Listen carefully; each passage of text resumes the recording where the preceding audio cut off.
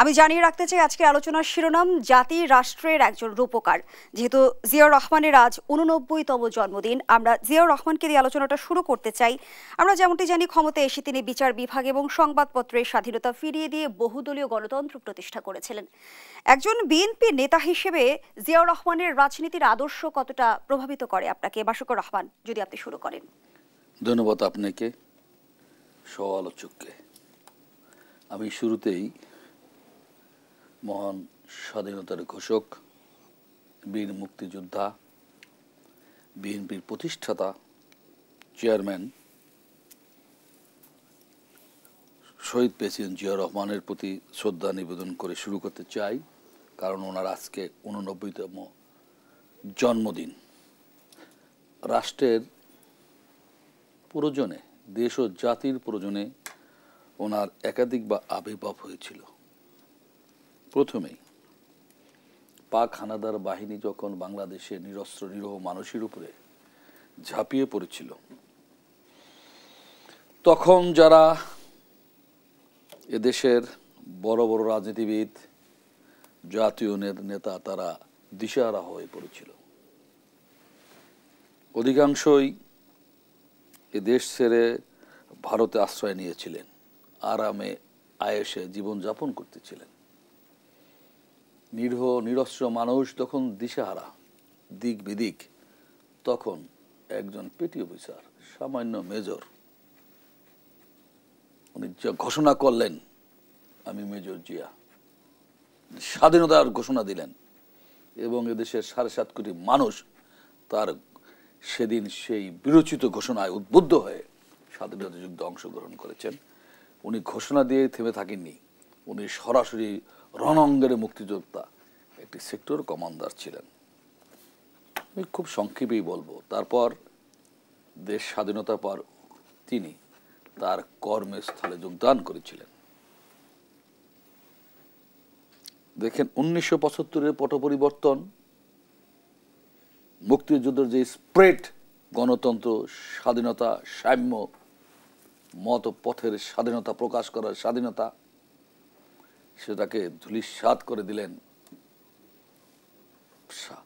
সংসদে বাকশাল কায়েম করে একদলীয় শাসন ব্যবস্থা, পত্রিকার স্বাধীনতা হরণ করে শুধু 4টি পত্রিকা রেখে সব বন্ধ করে দিলেন। এই 4টি পত্রিকা সরকারের নিয়ন্ত্রণে চলবে। এভাবে গণতন্ত্রকে কবর রচনা করা হলো।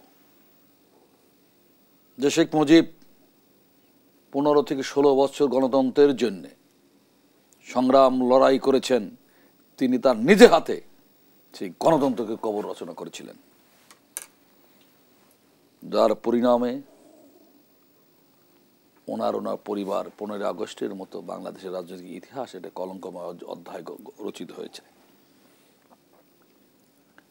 এরপর 15 আগস্ট নভেম্বর পর্যন্ত, 3রা নভেম্বর থেকে 7ই নভেম্বর পর্যন্ত দেশ কে রাষ্ট্রের মালিক, রাষ্ট্র কে পরিচালনা করবে, দিক বিদিক, সেই মুহূর্তে জিয়াউর রহমানের সিপাহী জনতার বিপ্লবের মাধ্যমে জিয়াউর রহমানের আবির্ভাব হয়েছিল।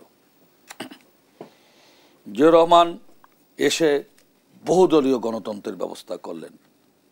সকল দল মতের প্রকাশ করা, তাদের আদর্শ প্রকাশ করার স্বাধীনতা উন্মুক্ত করে দিলেন। সকল পত্রিকার স্বাধীনতা করে দিলেন। বহুদলীয় গণতন্ত্র ব্যবস্থা কায়েম করে সকল দলের রাজনীতি করার সুযোগ করেন, যা গণতন্ত্রের পূর্ব শর্ত। আজকে সেই শহীদ প্রেসিডেন্ট জিয়াউর রহমানের 89তম জন্মবার্ষিকী।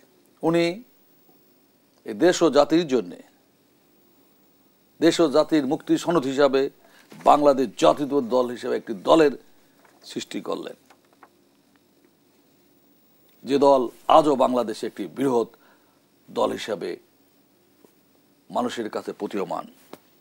যে দল নির্মম অত্যাচার সহ্য করে, জুলুম সহ্য করে আজও বাংলাদেশে জনগণের মণিকূট হয়ে রয়েছেন। নির্দ্বিধায় বলতে হয়, 1981 সনের 30 মে কিছু বিপদগামী সামরিক অফিসার তাকে হত্যা করার পর এ দলের হাল ধরেছিলেন তারই সহধর্মিনী তখন গৃহবধূ বেগম খালেদা জিয়া। বহুত আন্দোলন সংগ্রামে আপোষ না করে তুমি দীর্ঘ 9 বছর স্বৈরাচার এরশাদের বিরুদ্ধে আন্দোলন সংগ্রাম করে উনি আপোষ না করে উনি আপসীর নেতৃত্বে উপাধি পেয়েছিলেন। এরশাদের সময় তৎকালীন আওয়ামী লীগের প্রধান চট্টগ্রাম লালদিঘির ময়দানে ঘোষণা করলেন এরশাদের নেতৃত্বে যিনি ইলেকশন যাবে, নির্বাচনে যাবে, তিনি জাতীয় বেঈমান হিসেবে আখ্যায়িত হবেন। উনি ঢাকায় এসেই 1986 সালের হোসেন মোহাম্মদ এরশাদের সাথে আঘাত করে নির্বাচনে গিয়েছিলেন। সেই নির্বাচন 88 সনে সেই সংসদকে বেগম খালেদা জিয়ার নেতৃত্বে 7 দলীয় ঐক্যজোট সেই সংসদকে ভেঙে দিতে বাধ্য হয়েছে। দেখেন, এখানে একটি কথা বলা দরকার, স্বাধীনতা সংগ্রামের অন্যতম একটা রূপকার আসাম আব্দুর রব জীবিত রয়েছেন। তিনি একটা কথা বলেছিলেন, তার নাম উল্লেখ করে যে উনি বাবার কবর ছুঁয়ে বলতে পারবে না হোসেন মোহাম্মদ এরশাদের কাছে যে টাকা নিয়ে নির্বাচন করেছিলেন। আমরা এখানে এই কারণেই বলতে চাই, সেদিন এরশাদের বিরুদ্ধে সেলিম দেলোয়ার, তাজুল হক, রূপালী সাহা বসুনিয়ার রক্তের সাথে বেইমানি করে নির্বাচনে অংশগ্রহণ করেছিলেন। বেগম খালেদা জিয়া এরশাদের সাথে আপোষ করে নাই। তার দল দীর্ঘ 15.5 বছর তথাকথিত 11 2 বছর দেশনেত্রী বেগম খালেদা জিয়ার উপরে অত্যাচার নির্যাতন হয়েছে। তাকে একটি ফরমাইশি রায়ে 2 বছর কারারুদ্ধ করে রাখা হয়েছে। পত্রিকায় এসেছে তাকে প্রস্তাব করা হয়েছিল, লোভ দেখানো হয়েছিল যে আপনাকে ক্ষমা করা হবে। উনি সেই লোভে পা দেয় নাই, উনি আপোষ করে নাই, যার ফলে এখনো আপসীর নেত্রী হিসেবে রয়েছে। ধন্যবাদ জানাচ্ছি খন্দকার মাশরুকুর রহমান। পরবর্তী অংশে প্রশ্ন নিয়ে আবারও ফিরবো আপনার কাছে।